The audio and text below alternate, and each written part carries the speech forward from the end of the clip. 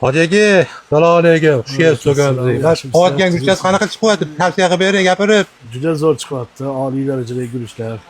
Har birini o'zining maqomi bor. Yaxshi ishlarga ishlatishga. Osh guruchlari juda shirin oshlar chiqyapti. Lazerlardan, avangardlardan. Hammasidan sinab ko'rib ishlatib qo'yyapmiz.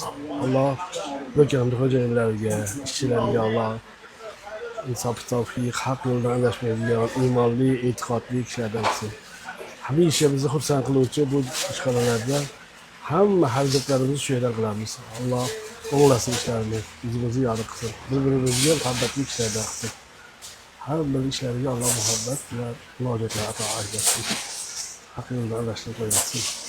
Guruchlarga kelsak, har bittasini alohida o'zining darajati bor, o'zining mazasi bor, shirinligi bor. Har bir narsani o'zining maqomi bor. Alloh o'zi shu maqomlardan ajratmasin.